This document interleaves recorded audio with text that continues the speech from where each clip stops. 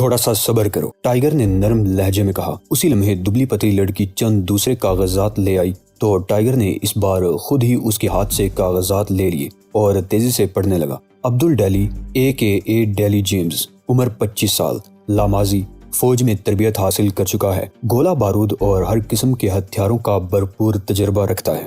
Good, tiger سر ہلانے لگا، مگر ابھی تک میں تشنہ ہوں فیروزہ، پانی پی لو، وہ بڑی معصومیت سے بولی اور پھر خود ہی کھلکھلا کر ہنس پڑی۔ یہ کام بھی بعد میں کروں گا، فی الحال تشنگی سے میری مراد یہ ہے کہ عبدل کے بارے میں منشیات کا پہلو کمپیوٹر بھی نظر انداز کر رہا ہے۔ کیا یہ شخص کبھی منشیات کے دندے میں ملوث نہیں رہا؟ ہاں، اس میں اس کا کوئی ذکر نہیں، فیروزہ سنجیدگی سے بولی۔ اور اس کا مطلب یہ ہوا کہ اس شعبے میں اس کا ریکارڈ بے داغ ہے، تب اس کا مطلب یہ ہوا کہ وہ آئس کریم بیچتا ہوگا۔ ٹائیگر نے اتنی سنجیدگی سے کہا کہ فیروزہ کہکہے لگانے لگی، اس کے آریز سرخ ہو گئے اور سفید موتی جیسے دانت نظر آنے لگے۔ ٹائیگر اس کے کہکہوں سے محظوظ ہوتا ہوا یہی سوچ رہا تھا کہ جس شخص کا نام سولن کے ساتھ لیا جاتا ہو وہ منشیات کے کاروبار میں ضرور ملوث ہوگا، کیونکہ یہ بات یقینی تھی کہ سولن کا تعلق اس ملک سے ہے جو بیرون ملک منشیات کے فروغ اور اسمگلنگ کو بھی زر مبادلہ کے حصول کا سب سے بڑا ذریعہ سمجھتا ہے۔ وہ ایک بار پھر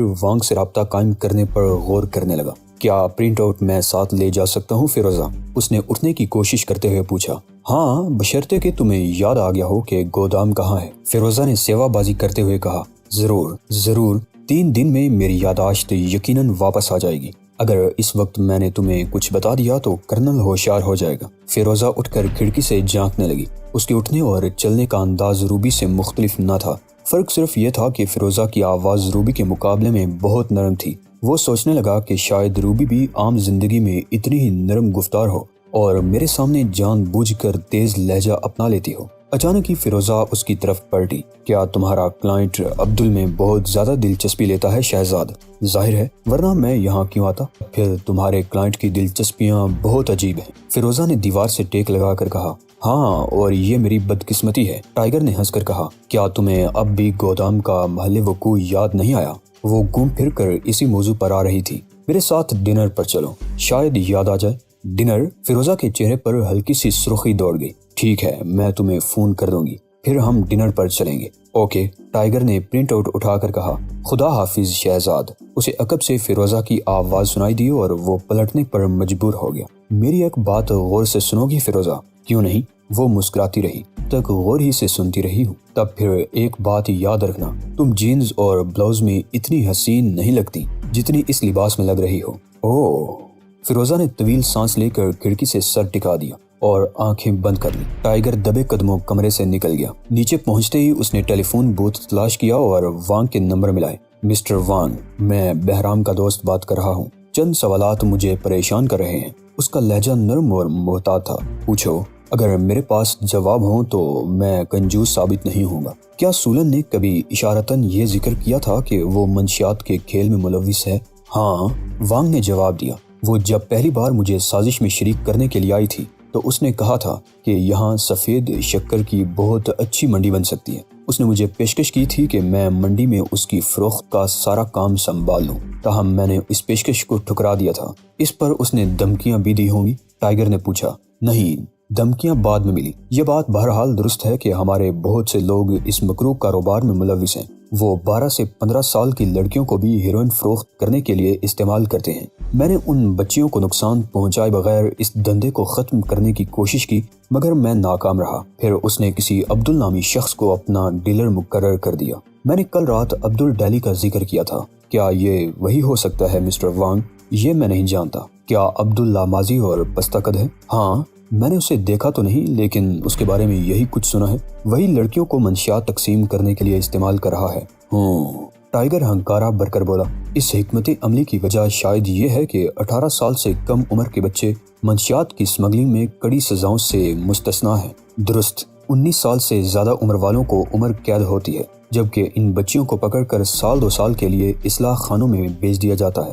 ٹائیگر نے مزید کچھ کہے بغیر ریسیور رکھ دیا۔ وہ عبدل کی گردن پکڑ کر اسے قتل کر سکتا تھا۔ اس کی تلاش زیادہ مشکل ثابت نہ ہوتی۔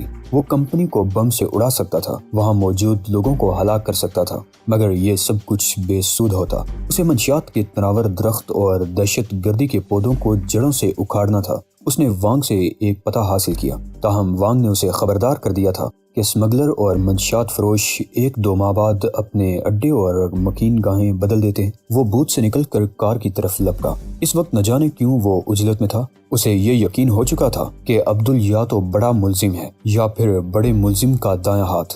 وانگ نے جو پتہ دیا تھا وہاں تک پہنچنے میں اسے زیادہ دشواری نہیں ہوئی۔ یہ جنرل اینڈ میڈیکل سٹور کا پتہ تھا۔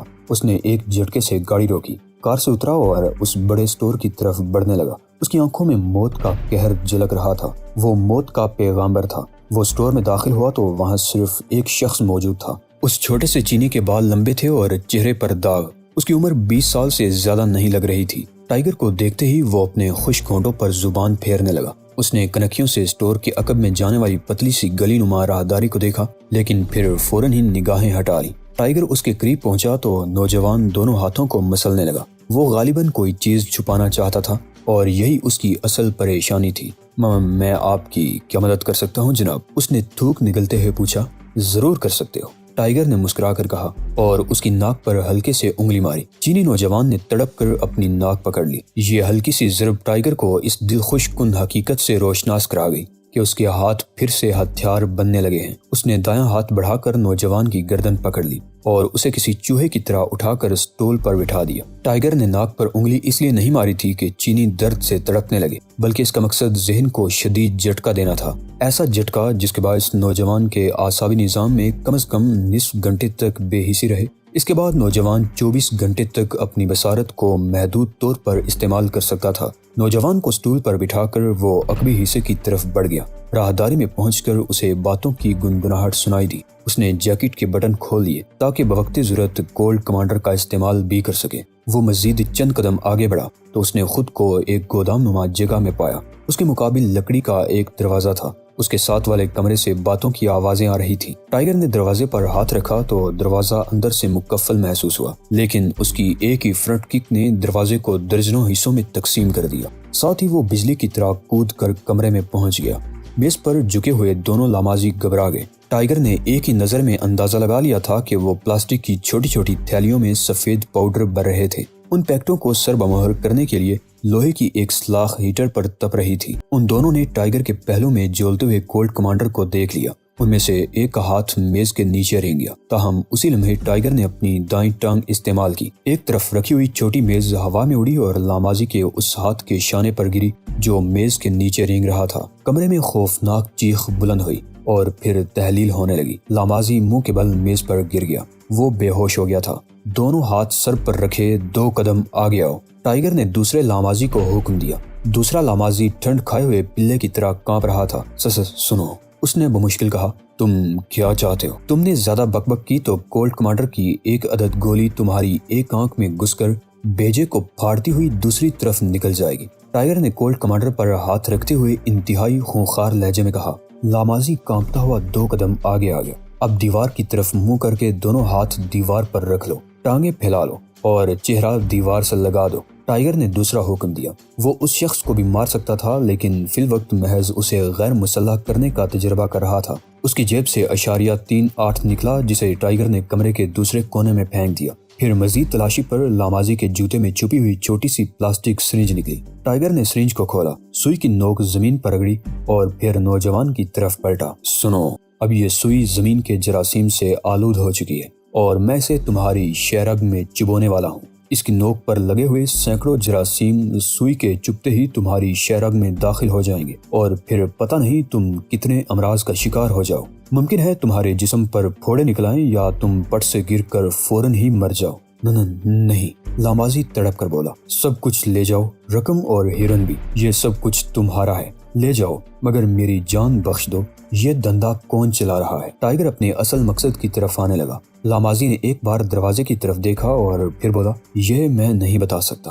اچھا، ٹائیگر نے سوئی کی طرف دیکھ کر کہا، بہت اچھا، بس اتنا ہی بتا دو کہ تم کتوں میں سب سے بڑا کتا کون ہے؟ رکو، لامازی گڑ گڑانے لگا۔ اس کی خوفزدہ آنکھیں سرنج کی سوئی پر جمی ہوئی تھی۔ جواب ملنے کے بعد سوئی نہیں چباؤں گا، ٹائیگر نے فوراً جواب دیا۔ وہ لامازی ہے، نوجوان نے جواب دیا۔ میری اس سے صرف ایک بار ملاقات ہوئی ہے کیونکہ میں ایک دوسرے شخص کے توسط سے یہ کاروبار کرتا ہوں۔ اس لامازی کا نام عبدل ہے، پستہ قد، ہاں 5 فٹ سے زیادہ نہیں ہوگا۔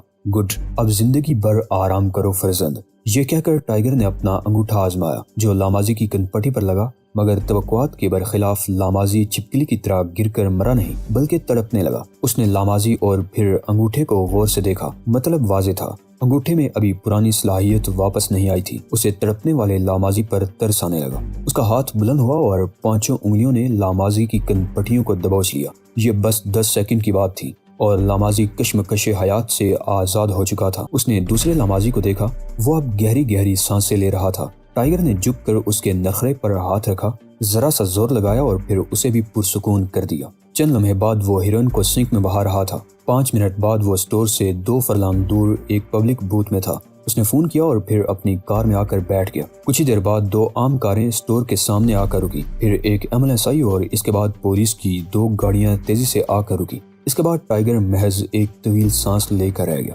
پہلا لامازی مر چکا تھا، اسٹریچر پر سفید چادر کے نیچے اس کی لاش تھی، جبکہ دوسرا لامازی زندہ تھا۔ وہ اسے سہارا دے کر لا رہے تھے۔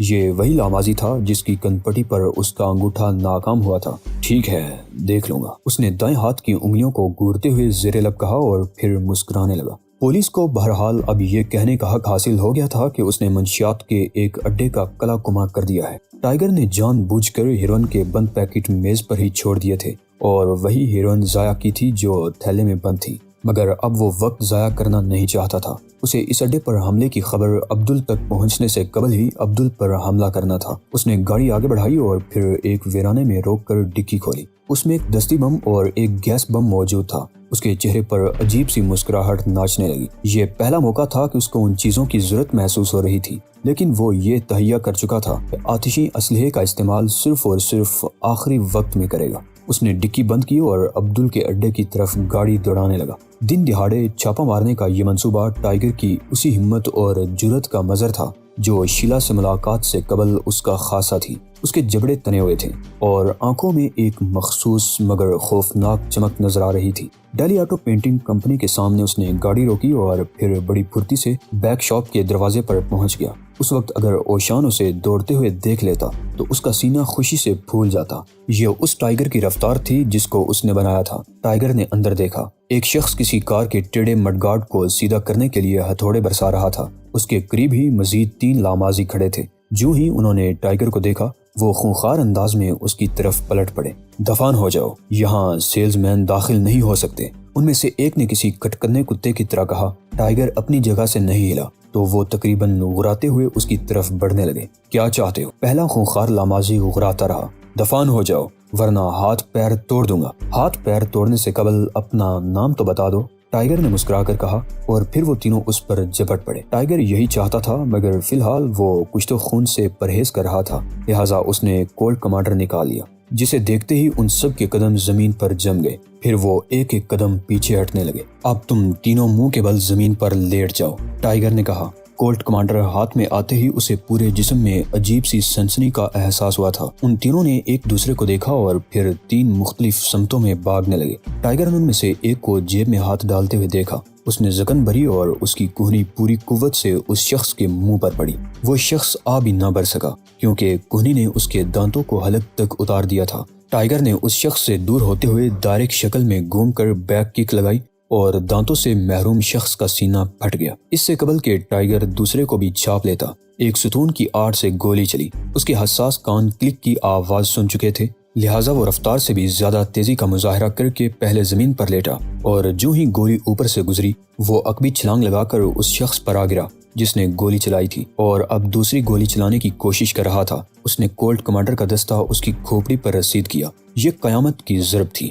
ہاتھ ٹائیگر کا اور دستہ کولٹ کا تھا۔ وہ شخص آخری سانس بھی نہ لے سکا، اس کا مغز ادھر ادھر بکھر گیا۔ کار کی مرمت کرنے والے نے ہتھوڑا پھینک کر دروازے کی طرف دوڑ لگا دی۔ ٹائیگر نے اسے کچھ نہ کہا کیونکہ وہ جانتا تھا کہ یہ محض میکینک تھا۔ اسی لمحے اس نے اپنے عقب میں آہٹ سنی تو فوراً کار کی اوٹ میں ہو گیا۔ تیسرا لامازی زینے پر دونوں ہاتھوں میں ریوالور تھامے مورچہ بند تھا۔ اس کا صرف سر نظر آ رہا تھا۔ ٹائیگر مسکرانے لگا۔ اس کی مسکراہٹ بڑی خوفناک تھی۔ اس نے کولٹ کمانڈر واپس ہولسٹر میں رکھا، مکینک کا چوڑا ہوا ہتھوڑا اٹھایا اور زینے کی طرف اچھال دیا۔ اگرچہ اس نے نشانہ نہیں لیا تھا، مگر وہ جانتا تھا کہ ہتھوڑا کہاں گرے گا۔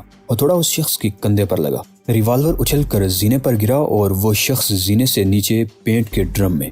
وہ بے ہوش ہو چکا تھا۔ پھر مان ہی ٹائیگر کی چھٹی حص اسے خبردار کرنے لگی۔ یہاں کوئی اور بھی موجود تھا۔ اس نے طویل سانس لی۔ اس کی حسیات پوری طرح بیدار ہو گئی۔ کوئی اس کے عقب میں موجود تھا۔ اس کی آنکھیں اپنے جسم میں پیوست ہوتی ہوئی محسوس ہوئی۔ پھر اس کی نظروں نے دیکھ لیا کہ وہ کون ہے۔ وہ جو کوئی بھی تھا، اس کی گن نظر آ رہی تھی۔ فاصلہ 20-25 فٹ کا تھا اور گن کا رخ ٹائیگر کی طرف ہی تھا۔ ٹائیگر نے ہلکا سا کہکہا لگایا، نظریں نال پر رکھیں اور جو ہی گولی نکلی اس نے دائیں طرف چھلانگ لگا دی۔ گولی اس کے دائیں ہاتھ کے اوپر سے گزر گئی اور وہ خود بڑے ڈرم کی آڑ میں ہو گیا۔ اس نے فوراً ہی اندازہ لگا لیا کہ گن چلانے والا پیٹیوں کے درمیان کسی جگہ چھپا ہوا ہے۔ اس نے سر ہلایا اور قریب پڑا ہوا ایک بھاری پلاس اٹھا کر پیٹیوں کی طرف پھینک دیا۔ ہلکی سی چیخ بلند ہوئی، نال نیچی ہوئی۔ ٹائیگر کو یہی ایک لمحہ درکار تھا۔ وہ اڑتا ہوا پیٹیوں تک پہنچا اور پھر اس کی ٹانگ گن والے کی سر پر پڑی۔ ٹانگ مارتے ہی اس نے جسم کو آگے کیا اور گن والے کے عقب میں پہنچ گیا۔ اس نے دونوں ہاتھوں سے اس کی گردن پکڑ لی اور اس وقت تک نہ چھوڑی جب تک چٹاخ کی آواز سنائی نہ دی۔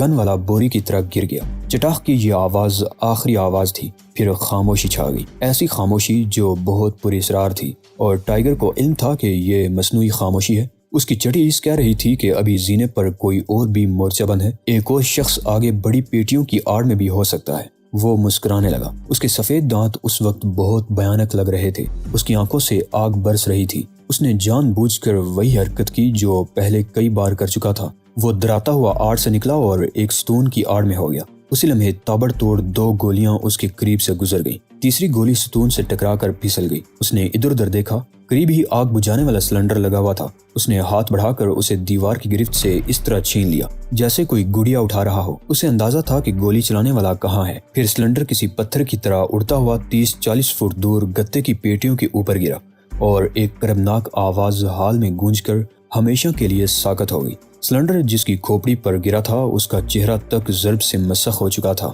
تبھی اسے احساس ہوا کہ وہ یہاں کافی دیر لگا چکا ہے۔ ممکن ہے کوئی گھبرا کر پولیس کو اطلاع کر دے اور پھر اس کا کام قدرے مشکل ہو جائے۔ اس نے طویل سانس لی اور پھر ستون کی آڑ سے نکلا، تاہم وہ کسی بلی کی طرح چوکس تھا۔ اس کی چھٹی حص زینے کی طرف مسلسل متوجہ کر رہی تھی، مگر اس نے جان بوجھ کر زینے کی طرف پشت کر لی، اور پھر اسے اپنی چھٹی حص کی مکمل بیداری کا اس وقت یقین ہوا جب اس نے عقب میں دم کی آواز سنی۔ وہ کسی سپرنگ کی طرح اچھل کر پلٹ پڑا۔ ایک چینی یا تائیوانی تلوار سونتے ہوئے اسے گو رہا تھا۔ اس نے سیاہ قمیص اور سیاہ جینز پہن رکھی تھی۔ کمر پر سیاہ بیلٹ تھی جس کے کنارے سفید تھے اور وہ برہنہ پا تھا۔ ٹائیگر کے چہرے پر عجیب سی مسکراہٹ کھیل گئی۔ وہ اسے پہچان گیا تھا۔ وہ جانتا تھا کہ یہ شخص اپنے فن کا ماہر ہے، لیکن وہ اس شخص کی کمزوری سے بھی واقف تھا۔ یہ سموری تھا اور ٹائیگر کو یہ بات اچھی طرح معلوم تھی کہ سموری فن کے ماہر صرف حملہ کرنا جانتے ہیں، دفاع کرنا نہیں۔ اس وقت یہی صورتحال تھی۔ سموری نے تلوار دونوں ہاتھوں میں افقی انداز میں پکڑ رکھی تھی۔ ٹائیگر کو سموری اور سناجو فن کے درمیان فرق بھی معلوم تھا۔ وہ تن کر کھڑا ہو گیا۔ اس نے سموری کی آنکھوں میں آنکھیں ڈال دی۔ ٹائیگر کے دونوں پیروں کے درمیان 7-8 انچ کا فاصلہ تھا۔ دونوں ہاتھ بالکل ڈھیلے ڈالے انداز میں رانوں پر تھے۔ وہ بالکل چپ تھا۔ اسے اوشان کئی بار بتا چکا تھا کہ ایسے مرحلوں پر ذرا سی بھی آواز مخالف کو ارادوں سے خبردار کر دیتی ہے۔ ٹائیگر کے چہرے پر اب سنجیدگی تھی اور وہ سموری کے وار کا مقابلہ کرنے کے لیے تیار تھا۔